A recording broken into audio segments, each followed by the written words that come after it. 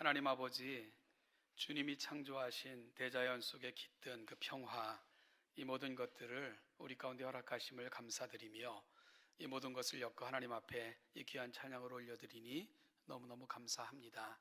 하나님 아버지, 우리 사랑하는 성도들 머무는 땅 그 모든 곳이 하나님의 평화가 임하는 귀한 공간들이 되게 하여 주시고, 그 속에서 주님이 예비하신 은혜를 마음껏 누리고 살아가는 복된 주의 백성들이 되게 하여 주옵소서.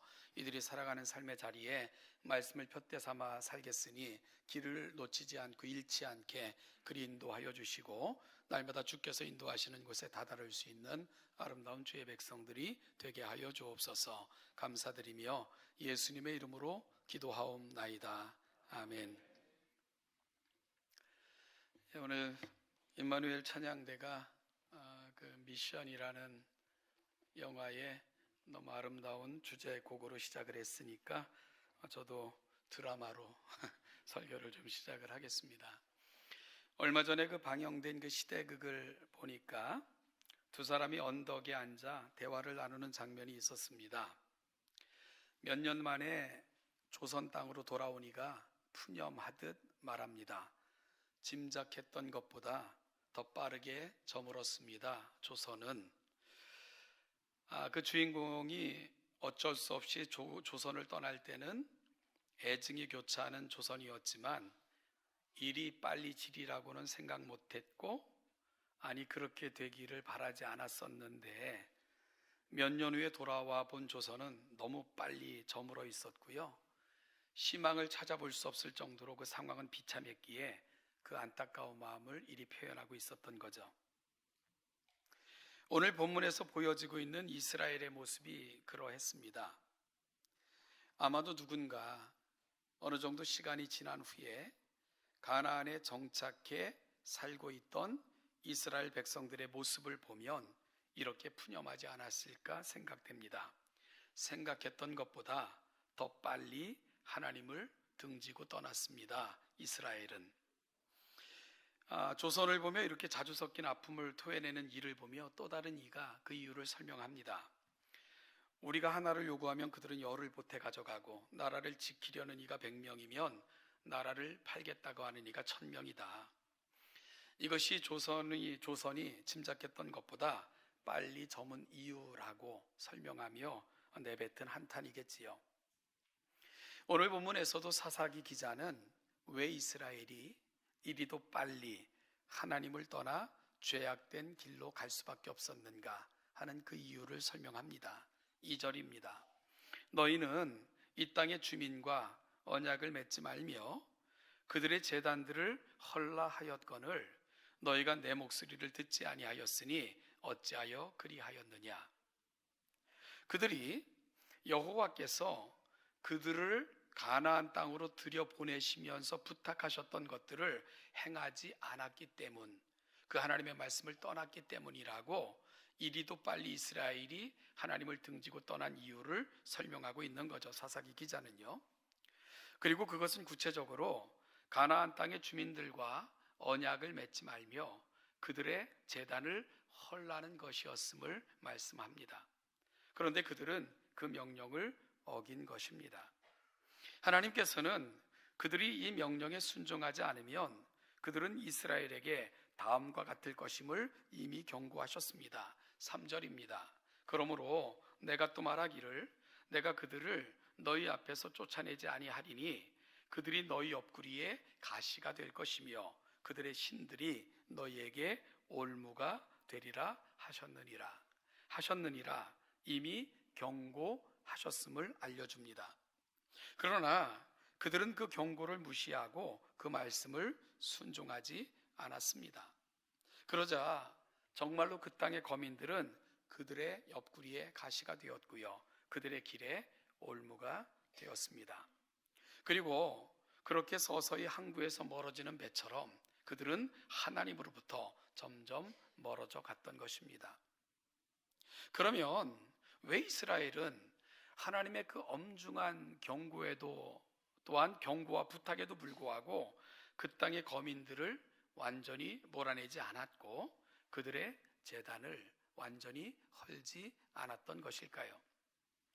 이 부분을 이해하려면 사실 조금은 어려운 신학적인 문제에 봉착을 합니다. 그것은 하나님께서 왜 이스라엘을 약속의 가나안 땅에 들여보내시면서 그 땅의 거민들을 죽이거나 완전히 쫓아내라 말씀하셨는지, 그 땅의 모든 재단을 헐라 말씀하신 것일까 하는 부분입니다. 사실 처음 성경을 대하는 분들에게는 매우 난감한 부분이고요, 기독교의 반감을 갖고 계신 분들에게는 아주 좋은 공격거리가 되는 그런 신학적인 주제입니다. 이 주제에 대해서 살피려면 사실 아브라함을 부르시는 사건으로 거슬러 올라가야만 합니다. 하나님께서는 창세기 15장에서 아브라함과 더불어 언약을 맺으시면서 이 언약의 성취는 430년 후에 이루어질 것이라는 것을 말씀하시는 장면이 기록되어져 있습니다. 430년은 하나님께서 요셉을 먼저 애굽으로 내려보내신 후 야곱의 자손들을 애굽에 맡겨 놓으셨던 시간을 말합니다. 그리고 정확하게 430년이 지난 후 야곱의 자손들을 애굽에서 인도해 내셨습니다. 그러면 그 430년이 갖고 있는 의미는 무엇일까요? 그것은 아브라함의 자손이 약속대로 한 민족으로 성장하는 기간이었습니다. 아브라함을 부르시면서 내가 너로 큰 민족을 이루게 하겠다라고 하셨던 그 하나님의 약속이 430년 후에 1차적으로 성취가 된 것입니다. 그런데 창세기 15장 13절 이하에서는 또 다른 이유가 설명되고 있습니다. 여호와께서 아브라함에게 이르시되 너는 반드시 알라. 네 자손이 이방에서 객이 되어 그들을 섬기겠고 그들은 400년 동안 내 자손을 괴롭히리니 그들이 섬기는 나라를 내가 징벌할지며 그 후에 네 자손이 큰 재물을 이끌고 나오리라. 너는 장수하다가 평안히 조상에게로 돌아가 장사될 것이요 내 자손은 4대 만에 이 땅으로 돌아오리니 이는 아모리 족속의 죄악이 아직 가득 차지 아니함이니라 하시더니, 여러분 또 다른 신학적 이유는 가나안 땅의 죄악이 아직 가득 차지 않았기 때문이라는 것입니다. 여기서 가득 차다라는 말은 더 이상 여지가 없다라는 말입니다. 즉 하나님의 인계심의 한계, 인내심의 한계, 더 이상 기다릴 수 없는 상황에 다다랐다 하는 것이 가득 찼다라는 말이 갖고 있는 의미입니다. 430년이라는 시간은 바로 그 하나님의 참으심의 시간이었던 것입니다. 그러니까 가나안 땅에 이스라엘 백성들을 들여보내시면서 그 땅을 진멸하라고 말씀하심은 그 땅의 죄를 심판하시는 하나님의 심판을 의미하는 것이고, 성경은 이를 가리켜 거룩한 전쟁, 즉 헤렘이라고 부릅니다. 그 거룩한 전쟁을 명받은 백성들이 바로 이스라엘 백성들입니다. 따라서 이스라엘을 가나안 땅에 들여보내시면서 그 땅을 진멸하라고 하심은 노아의 홍수 사건이나 소돔과 고모라의 심판과 맥을 같이 하는 것으로 죄에 대한 하나님의 심판이며, 이는 장차 세상이 받을 죄에 대한 최종적 심판을 예표하는 사건이 되는 것입니다. 그리고 이스라엘은 바로 죄에 대한 하나님의 중대한 심판의 도구로 사용된 것입니다. 이것이 가나안을 진멸하라는 하나님의 명령이 갖고 있는 신학적 의미입니다. 여러분, 그런데 문제는 무엇입니까? 이스라엘이 이 거룩한 사명을 제대로 감당하지 못했다는 것입니다. 오늘 본문 2절이 이 사실을 분명하게 선언하고 있는 것이고요. 너희는 이 땅의 주민과 언약을 맺지 말며 그들의 제단들을 헐라하였거늘 너희가 내 목소리를 듣지 아니하였으니 어찌하여 그리하였느냐. 그래서 이와 같은 가나안 땅의 전쟁이 갖고 있는 의미를 우리는 다시 한번 확인했기에 앞서 했던 질문을 다시 한번 해봐야 됩니다. 그러면 왜 이스라엘은 하나님의 그 엄중한 경고와 부탁에도 불구하고 그 땅의 거민들을 완전히 몰아내지 않았고요, 그들의 제단을 완전히 헐지 않았을까요? 능력이 없어서일까요? 그렇지 않습니다. 이 싸움은 하나님의 거룩한 싸움이기에 이스라엘은 반드시 승리할 수 있었습니다. 그런데 그들이 실패했던 이유, 저는 두 가지라고 봅니다. 그리고 그들이 실패했던 원인은 오늘 우리가 치르는 영적 싸움에서도 우리의 무서운 실패의 원인이 될 수 있기에 그들이 실패했던 이유를 다시 살피는 것은 오늘을 살아가는 저와 여러분들에게도 매우 유익합니다. 그렇다면 이스라엘이 실패할 수밖에 없었던 이유 두 가지, 그 첫 번째는 안일함 때문입니다. 안일함입니다. 어느 정도 가나안 땅 정복이 끝났다고 생각했을 때 12지파에게 땅을 분배했습니다. 그런데 땅 분배가 끝났다고 해서 모든 것이 끝난 것은 아니었습니다. 이제는 지파별로 분배받은 땅에서 치루어야 할 전쟁이 남아 있었습니다. 그것은 각 지파가 분배받은 땅에서 가나안 족속들을 완전히 몰아내는 것이었습니다. 그런데 사사기 1장으로 넘어오면 이스라엘 지파들이 분배받은 땅에서 이 거룩한 사명을 온전히 감당하지 못하고 그 땅 거민들을 남겨놓았더라 하는 결과들이 계속해서 보고되고 있는 것을 읽게 됩니다. 그들은요, 그 땅 거민들이 강해 보여서 뒤로 물러나기도 했고요. 더 안타까운 것은 그들 중에 머물고 있는 자들이 아무런 위협이 되어 보이지 않았기에 남겨놓았고 그들을 종으로 삼았습니다. 처음에는 아무런 문제가 없는 것처럼 보였습니다. 그들은 단지 이스라엘 지파 가운데 섞여 살면서 그들의 종노릇을 그런 미력한 존재들로 변해 있었기 때문입니다.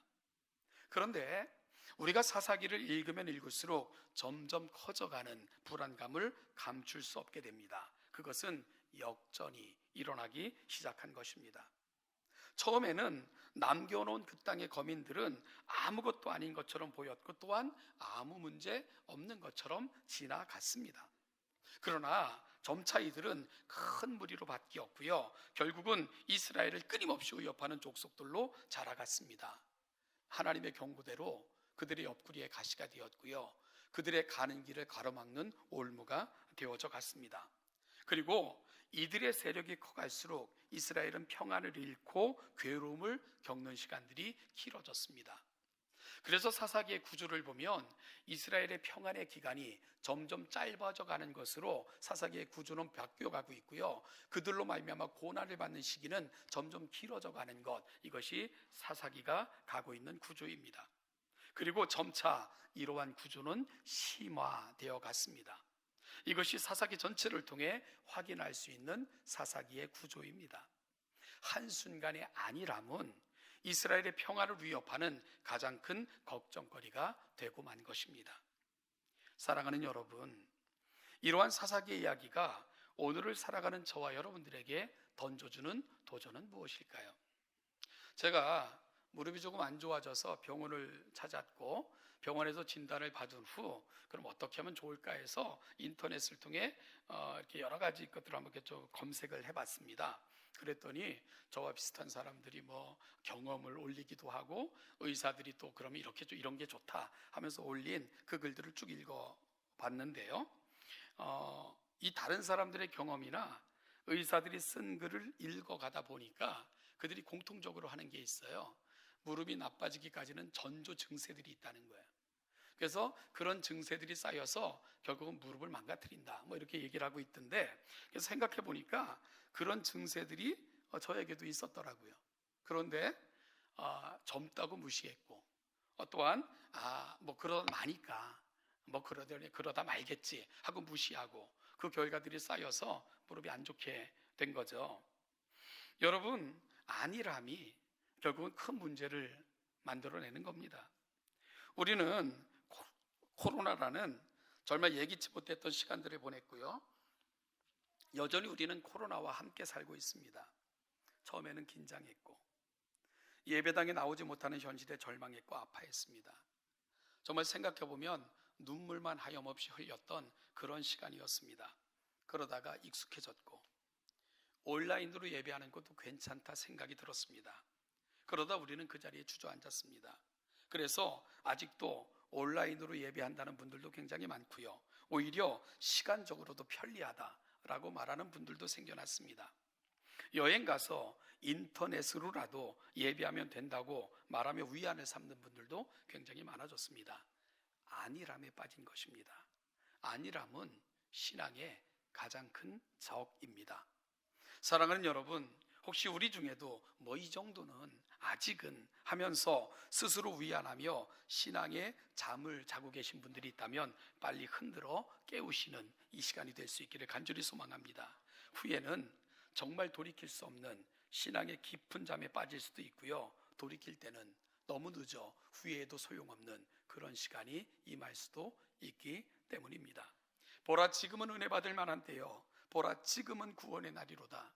여러분, 사도 바울이 왜 지금을 외치면서 은혜 받을 만한 때에 은혜 받으라고, 구원으로 초청받는 이 시간 속에서 구원 앞으로 나아가라고 왜 그토록 간절하게 외치고 또 외쳤을까? 지금만이 우리들의 시간이기 때문입니다. 지금만이 우리에게 주어진 유일한 기회이기 때문입니다. 내일은 저와 여러분들에게 주어진 시간이 아닙니다. 사랑하는 여러분, 아직은 하나님의 부르심의 기회가 남아있을 때, 은혜로 부르시는 그 하나님의 간절함이 여전히 우리에게 소망의 시간으로 남아있을 때, 은혜 앞으로, 구원 앞으로 달려나아가 주의 은혜 가운데 거하시는 우리 동천의 모든 성도들 되시기를 주님의 이름으로 축복합니다. 이스라엘이 하나님의 명령에 실패했던 이유 두 번째는 타협입니다. 여러분, 타협은 적당히 라는 말과 일맥상통합니다. 그런데 이 말이 신앙의 영역에 적용될 때는 사탄이 가장 많이 사용하는 전술이 위기감을 조성하는 것이고 조급함으로 적용을 시켜요. 그래서 적당히라는 말은요, 우리에게 위기감으로 다가오게 되고 조급함으로 작용하게 됩니다. 이게 무슨 말일까요? 제가 질문 하나 할까요? 여러분, 과거에 대학 들어가기가 어려웠을까요? 지금이 어려울까요?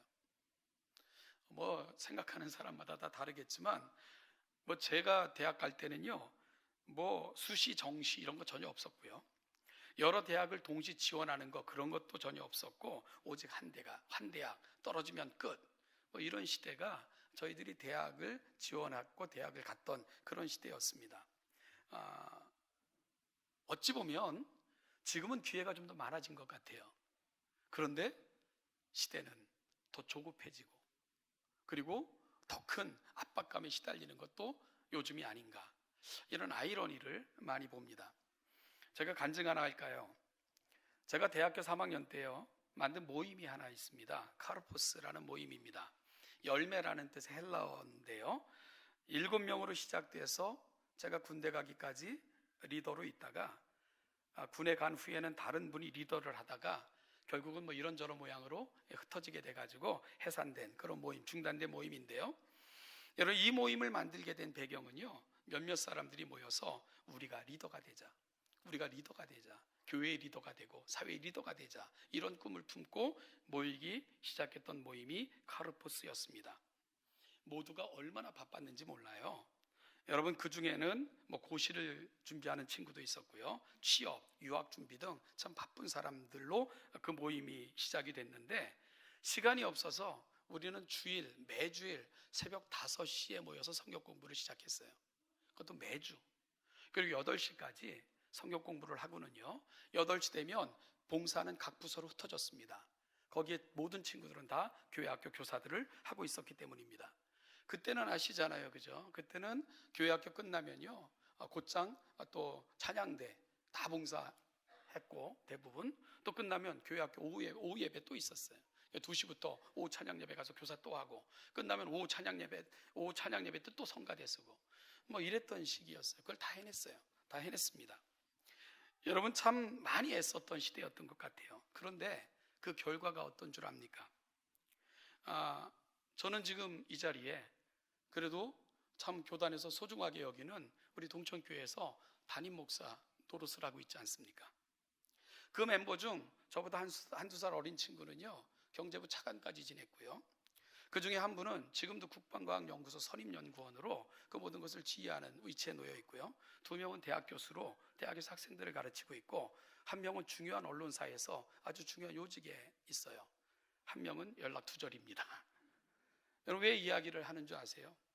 지난주에 저희 교회 교사 한 분이 왜 우울해 하시면서 속상해 하셨어요. 시험 기간도 아닌데 시험 기간이 좀 남아있다는 이유로, 다가온다는 이유로 반 학생이 한 명만 나왔대요. 한 명만 출석을 했답니다.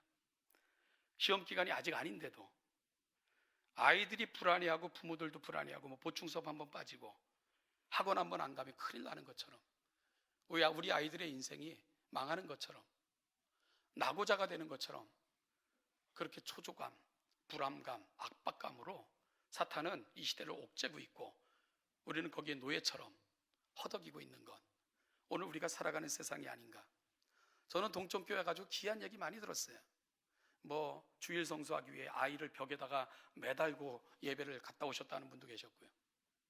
그리고 또한 방에다 아이 가둬놓고 못 나가도록 예배는 가셔야 되기에 그렇게 아이를 놓고 예배에 갔다 오셨다는 분도 있고, 아이들은 그 속에서 자기들끼리 놀면서 자랐다, 이런 얘기도 많이 들었어요. 여러분, 이런 고백들, 근데 어떻게 이렇게 빨리 이 교회가 이렇게도 빨리 정말 그 자랑했던 그 신앙으로부터 이렇게 빨리 떠날 수 있을까? 우려되지 않습니까? 제가 카르포스라는 모임에서 만난 분들, 교회학교, 옛날 주일학교 때부터 신앙생활 잘했던 친구들이에요. 그 신앙으로 청년이 되니까 이제는 우리가 리더가 되자, 교회에서도 사회에서도 리더가 되자 꿈꾸며 하나님 앞에 자기 인생들을 드렸던 분들이에요. 하나님께서는 그들의 꿈을 사신 것입니다. 여러분, 제가 어떻게 동천교회 담임 목사가 될 수 있었겠어요? 무슨 능력으로? 저는 여기 연구지도 하나도 없는데 하나님께서 단지 그 꿈을 귀하게 여기셨던 건 아닌가? 그 이유밖에는 제가 여기서 담임 목사하고 있는 거 다른 이유로 설명이 되질 않아요. 여러분, 하나님께서 꿈을 꾸는 사람들, 하나님께 승부수를 띄었을 때 하나님은 그들을 그 꿈을 받으셨고 그들을 인도하셨고 지금 그 꿈대로 하나님의 귀한 역사에 세워주셨다고 저는 분명히 믿습니다. 여러분, 오늘 우리에게 필요한 것이 뭘까? 오늘 우리에게 필요한 것이 뭘까? 이스라엘은 바로 그 면에서 실패한 것입니다. 그래서 옛 습관을 버리지 못하고 자신들이 종로로 타던 그 시절을 잊고는 편하다고 하나님의 명령을 저버리고 남겨둔 자들로 종을 삼고 그리고 그 편리함에 안주해버린 것입니다.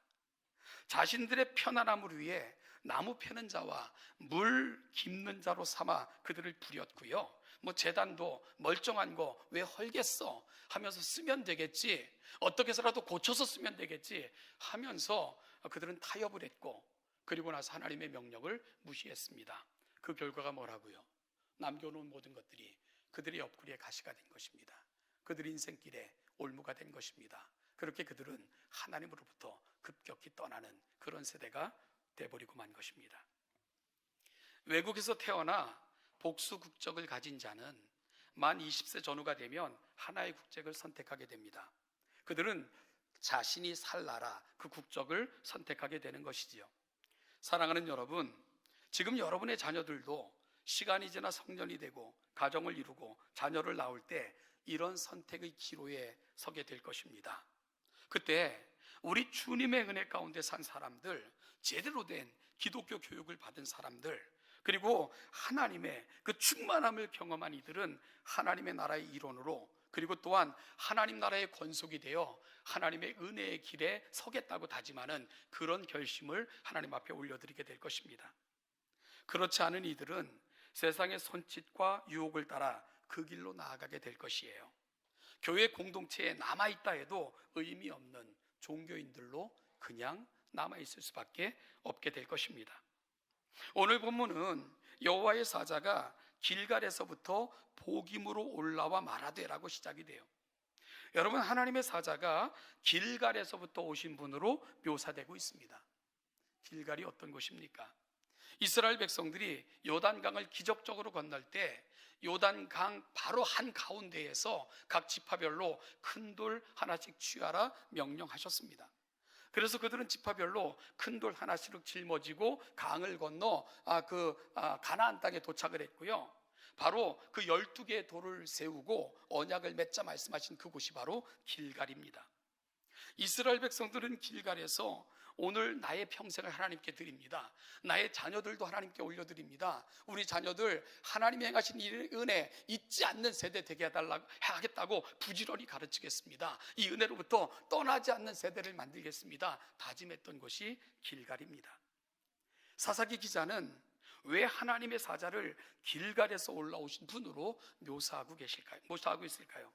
너무 빨리 은혜를 저버리고, 너무 빨리 언약을 잊어버리고, 너무 빨리 하나님을 잊어버린 이스라엘 백성들을 향한 그 아픈 마음을 온 마음으로 오늘 사사기 기자는 전하고 또 전하고 있는 것 아니겠습니까? 여러분, 앞서 소개했던 드라마에서 너무 빨리 저문 조선을 걱정하는 이에게 한편의 인물이 그럼에도 불구하고 일본은 망하고 말 것이다, 일본은 패망할 거야 예견하면서 이런 고백을 해요. 허나 그들은 실패할 것이다. 나라를 팔려고 하는 이는 목숨을 걸고 하지 않으나 나라를 지키려고 하는 이들은 목숨을 걸고 하니까, 그래서 결국은 목숨 건 이들이 승리할 거다. 이런 희망적인 대답을 하는 것을 들을 수 있습니다. 여러분, 세상은 우리를 위해 목숨을 내놓지 않아요. 세상 위에 군림하는 마귀가 우리에게요 화려한 미래를 보장하며 끝까지 유지시켜주지 않습니다. 따라가다 보면 결국은 마귀가 어디로 세상을 이끌고 그 세상 속에 취하여 살아가는 사람들이 어디에 이르게 될지 우리는 너무나도 분명한 결론들을 잘 알고 있지 않습니까? 그러나 하나님께서는 우리를 사랑하심에 목숨을 거셨습니다. 그리고 그분은 지금도 나를 위해 하나님 보좌 우편에서 눈물을 흘리며 기도하고 계십니다. 나보다 내 사정을 더 아파하시는 성령님은 지금도 우리를 가슴에 품고 엉엉 우시며 기도하시는 분, 그분이 바로 우리 하나님이십니다. 사랑하는 동쪽교회 성도 여러분, 우리가 어느 길로 나아가는 게 맞을까요? 우리 자녀들이 어느 길을 걸어야 합당하겠습니까? 세상이 유혹하는 길이겠습니까? 세상은 우리를 위해 목숨을 내놓지 않아요. 그러나 목숨을 내놓기까지 사랑하신 그분, 지금도 나를 위해 눈물을 흘리며 기도하시는 그분, 바로 그 길에 우리의 소망이 있지 않겠습니까? 사랑하는 동정교회 성도 여러분, 오늘 우리가 그 길을 걸어 진정한 길이 무엇인가를 보여주는 교회, 그리고 우리 사랑하는 자녀들이 그 길을 지나 하나님의 영광, 하나님 나라의 위대한 일꾼들로 쓰임받고 이 세상을 하나님의 나라, 그 위대한 나라로 선포하며 만들어가는 나라, 세대, 바로 우리 자녀들이 그런 세대로 하나님 앞에 세워지기를 간절히 소망합니다. 바로 그 길을 위해 우리 함께 결심하고 함께 그 길을 걷는 우리 동천의 귀한 성도들 결심하는 오늘 이 아침이 되시기를 주님의 이름으로 축복합니다. 기도하겠습니다. 하나님 아버지, 오늘 하나님의 말씀 앞에 다시 우리 자신을 세웁니다. 아버지 하나님, 너무나도 많은 세상이 이끄는 대로 우리의 생각도 우리의 발걸음도 분주하게 움직이고 있는 것, 오늘 우리의 모습은 아닌가 조심스럽게 살펴봅니다. 하나님 아버지, 멈추고 오늘 내가 걸어가야 될 길, 하나님께서 원하시고 기뻐하시는 것이 무엇인가를 확인하고는 우리의 발걸음을 옮겨 하나님의 영광, 하나님의 그 예비하심, 은혜가 있는 자리로 우리의 발걸음이 옮겨지고 그 은혜가 우리 모두에게 경험되어지는 아름다운 길로 나아가는 우리 동천의 모든 가정들, 사랑하는 자녀들이 되게 하여 주시옵소서. 감사드리며 예수님의 이름으로 기도하옵나이다. 아멘.